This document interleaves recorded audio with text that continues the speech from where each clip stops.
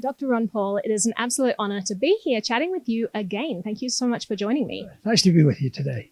So I wanted to talk about cryptocurrency and this fight with government that we're seeing at the moment. Now, I last spoke to you 2 years ago, and you very presciently predicted, you said there is a big battle coming with government, and the blockchain industry needs to not concede. They need to not let government in, because once they, take an inch, then it's all over. So has your opinion or perspective changed at all in that time? No, and I think the longer this lasts, the tougher they'll get, because the whole crypto organization, all the people involved, they get larger and larger, and that scares government. So, but I think people have to stick to it on principle, and people, even though it is preservation of your wealth, which is important, I think people have to also deal with it on a moral principle. You have a right to do this. You have an obligation. And if the government's not doing a good job, throw it back on their lap, and say, you guys have been messing up. And like I mentioned in my speech, they caused the recessions and depressions and the inflations and the irregular distribution of wealth and the middle class going broke. And people, the Fed has responsibility for that. We wouldn't have the wars if we didn't have the Fed. So I like to say that we have to be in opposition to the Fed.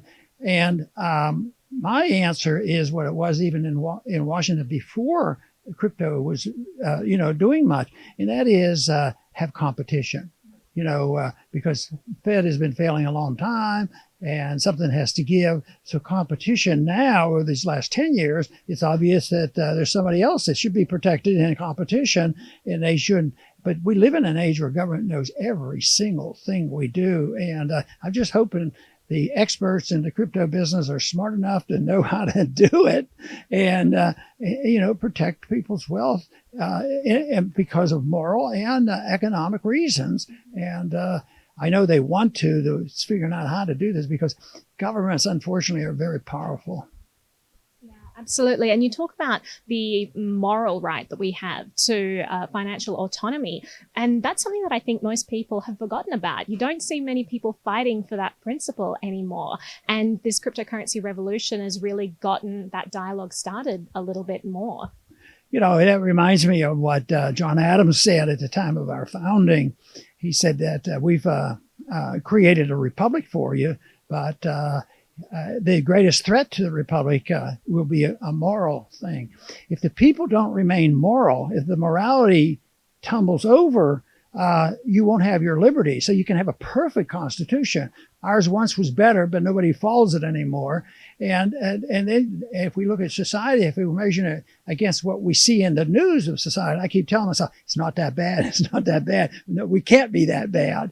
But it is definitely a challenge because most people are saying the morality has deteriorated and they have no set values at all. And of course, in my speech, I tried to tell people we all should be together regardless of what our personal beliefs are, religious beliefs, social beliefs, educational beliefs. They can all go aside just so you have the right to go your way and use your life as you see fit.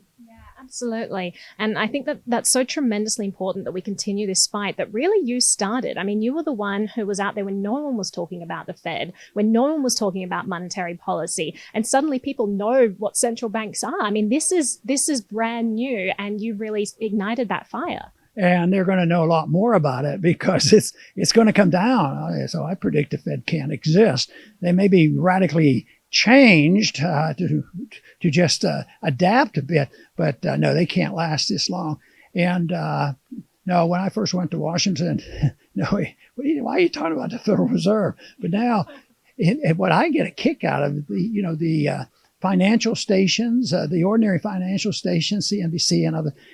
They talk about the Fed all the time, and it isn't always puffing it up. They say, what's the Fed going to do here? What about this negative interest rates? How can that happen? So. Sure. And you mentioned in your talk earlier, so we're currently at the Litecoin Summit, and you just gave a fantastic presentation, and you talked about repo markets, and you talked about interest rates. You talked about this incoming crash that you're predicting is going to be incredibly severe. So, I mean, what advice would you give to people so that they can safeguard their wealth? Like, I'm not sure we're at a stage now where it's like, oh, well, here are some tips to make a lot of money. I think we're at the stage where it's like, well, how do we just protect what we have? Because it's not easy.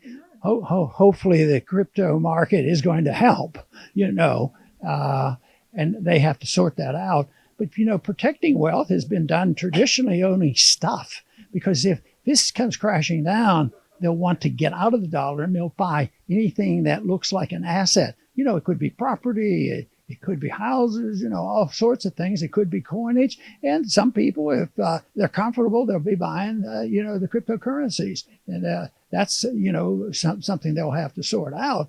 But no, it's not easy, believe me. I always believed, I was raised in a very conservative family and very frugal, saved money, and always would have my cushion, the extra cash I would need, like in a CD. But I look at it now, I have a couple, this is crazy. If I get 2%, and they say the inflation rate is 2%, well, the inflation rate's 5%, and we're already at negative interest rates. So my wealth is shrinking by just being frugal. And we're teaching a whole generation of this. And that's why they demand that the government just take care of them. And that's why I think socialism tells them that we'll give you what you need and we can do it. And we will direct modern monetary theory. Just print whatever you need. We'll control everything. Don't you worry about it. We've got it sorted. Yeah. And clearly they don't, because the economy does not look good right now. The future doesn't look good. But as you said, hopefully crypto can be an option there. So just finally, as we wrap up here, do you have advice for people in the blockchain industry for how they should be dealing with the government at this stage? You mentioned in your presentation the hearings that have been going on regarding Libra and cryptocurrency in general. How should we be responding to government right now? That's tough. If the regulations are in motion, people who are interested and want to deal with it, because I don't want them, but if it's in motion, we have to invest in time and going and talking to somebody and find out if there are any friends there, and just do it the old-fashioned way of trying to persuade people. But ultimately, the whole issue of money is an educational issue. And I was raised with a lot of interest in the gold standard, but I have a homeschooling group. I'm trying to teach little kids all the way up, and I have a course on finances and monetary policy. But that's tedious. But you change people one person at a time, and one person. I always figure my homeschooling is small, but they're quality students. And, the masses sort of follow the leaders. And if you can create some leaders who know the moral aspect of money, because this whole thing about me talking about no lie, cheating, and stealing and killing, that's strictly a moral issue, which is universal. And my goodness, if we agree to that, and the government couldn't do that either, just think how much stealing the government does.